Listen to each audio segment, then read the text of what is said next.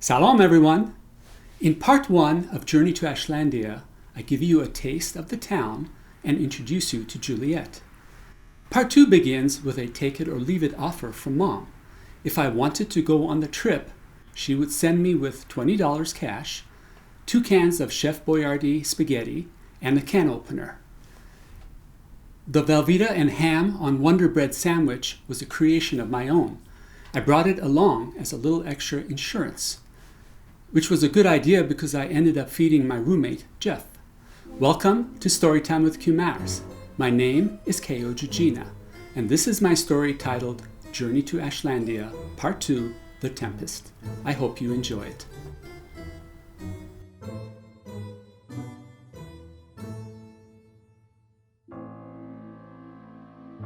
For dinner, I brought out one of the cans of Chef Boyardee spaghetti Mom had sent down with me.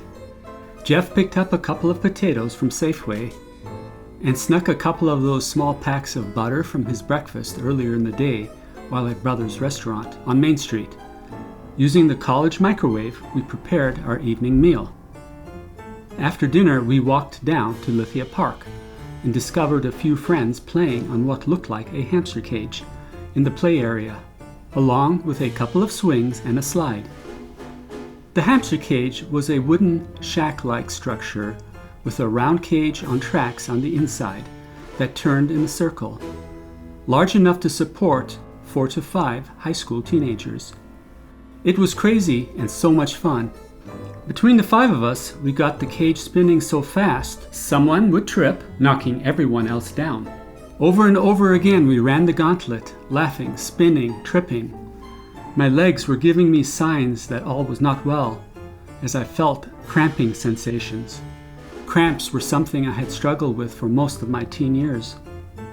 Dr. Hoservi said it had to do with my body's reaction to growing so fast. I had achieved all 6 feet by the 5th grade. Finally, it came time to head over to the Green Show and our evening play, The Taming of the Shrew. As I walked up the small incline from Lithia Park over to the Elizabethan Theater, I felt my left leg cramp up and then lock.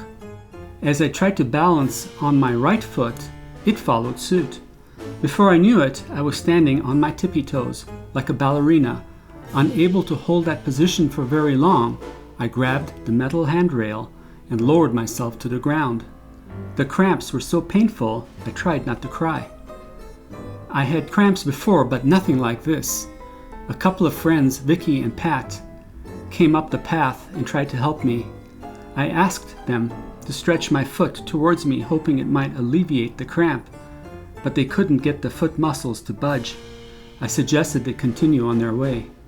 Other theater goers walked past, staring at me, wondering what was wrong. Some looked concerned. Others might have wondered if I was drunk or on drugs. Slowly, the muscles relaxed enough so I could lift myself up. Hoping the cramps did not return, I began the slow and painful walk to the main entrance of the Elizabethan Theater. The Green Show was just getting out. I found a quiet place to sit and massage my legs. They still needed time to recover. I had not listened to my legs when they had tried to warn me back in the hamster cage, and now I was faced with the inability to walk. As I sat there, Juliet, the girl from the window at the dorm, saw me and waved at me. She walked over. "Where have you been? I've been looking for you." If I had known she was looking for me, I might have avoided the hamster cage altogether. I explained my adventure with the hamster cage and the leg cramps as she listened. Before long, the trumpet sounded and a flag was raised, signaling a comedy would be playing at the Elizabethan that night. Crowds cheered, and I knew I had 10 minutes to get to my seat when my mind put 1 and 1 together. "Are you in the room above mine?" I asked, realizing my question might have sounded a little creepy.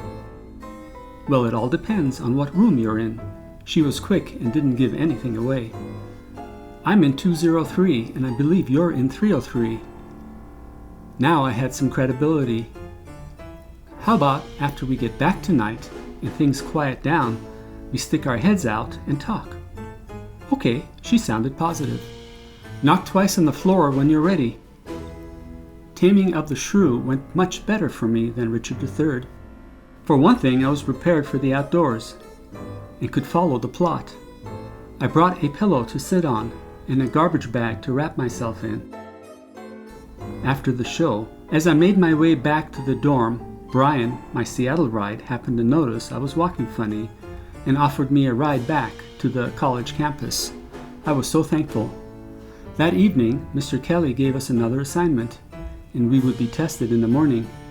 Similar to the previous night, I completed my assignment and turned it in early before returning to my room when I heard 2 knocks coming from the direction of the ceiling. I poked my head out the window and looked up. It was a full moon. I could see her face. She was smiling. "What took you so long?" she asked. There was an ease to the conversation. We talked like we had known each other before. Before I knew it, the time on my watch said 2:30 a.m. Juliet suggested we call it a night. She would be leaving early next morning. Reluctantly, I agreed. The next day around 7 a.m., I heard the code, 2 knocks. I poked my head out the window and looked up. No one. Was I dreaming? Confused, I pulled myself back in. Jeff, my roommate, was still asleep. A minute later, 2 more knocks, just like the first. No, I wasn't dreaming, and the knocks were coming from the door. I walked over and quietly opened it. It was Juliet. She was standing there with her bag ready to leave. I stepped into the hallway and lightly closed the door behind me. She removed the necklace with the white stone from around her neck and handed it to me. It reminded me of the swans who lived in Duck Pond. They seemed to have a similar glow as the necklace. "What is that for?" I asked, hoping I was not expected to wear it. The mood was calm, quiet, and still early. "Whenever you come here, I want you to remember me as your Juliet," she said, looking into my eyes. "And whenever I come down here, I will remember you as my Romeo." There was a 1.5 foot difference between us. Juliet rose up on her toes, bent forward, and gave me a kiss. Dropped back down. "My name is Tia, by the way." Handed me a note, turned around, and left. That was my first kiss. The rest of the day, I had trouble focusing on the activities. That night in Ashland was our last. We would be heading for home the next day, and someone planned a toga party. I knew about toga parties because Animal House, starring John Belushi, had just released over the summer and was a big hit. The idea of staying up late, wearing dorm sheets, and drinking wasn't my idea of fun, so I went to sleep. The next day we gathered for the trip back, and Brian was in no shape to drive. He had been up late, probably drinking. He asked if I could drive. I had some experience with a stick shift, driving Dad's truck running errands for the family construction business. However, the shifting pattern on a V-dub was all backwards, and my legs were unstable from cramping. When it came to depressing the clutch, I had trouble. I didn't see a better alternative.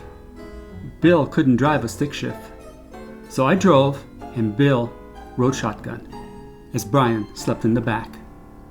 A few miles past Eugene, the car started to act funny, choking and lurching like it had eaten some bad food. I felt the car losing power. Quickly, I downshifted and headed for the shoulder before slamming on the brakes, sending Brian tumbling off his seat onto the floor. "What happened? What happened?" repeated a dazed Brian. "I don't know. The car started acting funny and all of a sudden lost power. Not sure what I was doing wrong." "Oh, you ran out of gas. The gas gauge is stuck and doesn't work right." My mind started thinking, why didn't you tell me that? Oh, that's right, you were drunk. We looked around to see where we were. Fortunately, there was a gas station a couple of 100 yards down the frontage road.